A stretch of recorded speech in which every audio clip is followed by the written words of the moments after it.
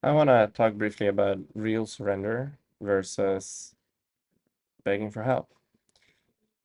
Notice if you can find the difference. If you have ever struggled with life, anybody out there? And if you found spirituality as a band-aid, and this quickly gets co-opted by the ego as a way to throw the towel in. And so we learn all these phrases such as thy will be done, not mine, and letting go and surrendering, and a plethora of other vocabulary that comes with the territory. And we think that we're kneeling, surrendering ourselves to Kali, Jesus, Buddha, whoever it may be, and saying, please, I am so done. And we think that this is the act of surrender through which we are supposed to come into full rapture and into the kingdom of heaven. Well, not so quickly. It would have been too easy, wouldn't it? Not to say that the path has to be hard, but this is a specific distortion that we are coming into as part of trying to get away from our experience. Essentially, we're back to discussing resistance. We are so disillusioned with life. There's so many things in our lives that we oppose and resist that in a desperate act, we say, I don't want to manage this anymore. It hurts too much. I failed too many times. It doesn't seem to be getting any better. So I give up. I don't want to have to manage this. God, Jesus, Buddha, whatever. You take Jesus, take the wheel, right? And whereas that is one step closer to a true surrender, I want to just highlight how it is not quite a surrender, but actual running away from, and see if we can find even a hint of bitterness and resentment in that. Something almost teenagey. It's almost like we portray this, life as God, as the bearded man in the sky, and we get upset with God. We get upset with life and our circumstances, all the wars, all the climate change and all the animal cruelty and whatever else, whether it's on the collective level or in our individual lives, and we resist it. And then we say, fine, you know what? I've tried. Clearly, it's not working because life is horrible. It's rigged. It's unfair. And so I give it over to you. Show me what you've got. Okay, life, give me your best shot. That, you guys, is not a real surrender. Instead, notice where you're longing for somebody to come and make it better. Notice your own helplessness.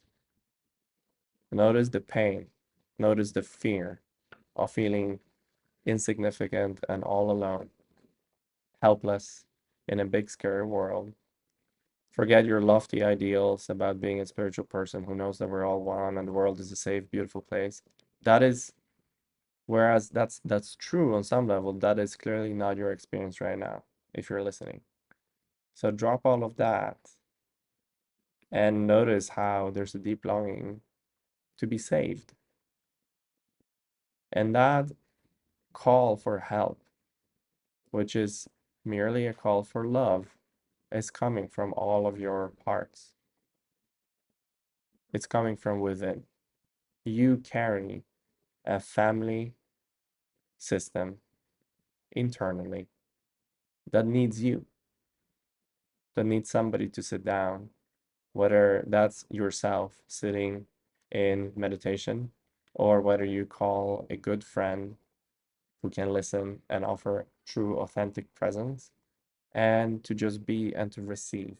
Can we receive that longing for being saved, for being seen, for being heard in all of our suffering? And as we do that, we might notice that this love is so deeply intelligent, it entangles and it heals automatically. We don't have to consider the next steps.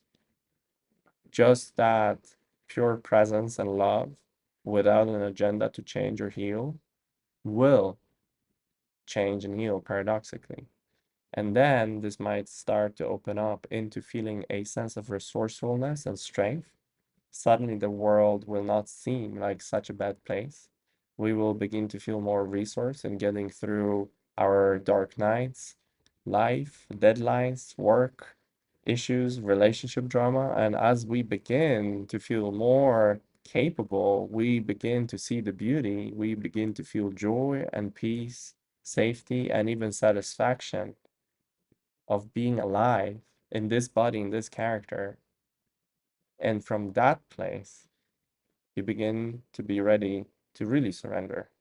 Because then you're not surrendering by throwing in the towel of a losing fight that you've told yourself you cannot win because it's rigged and because it's bad and because you don't want it and because you want to be anywhere else but here.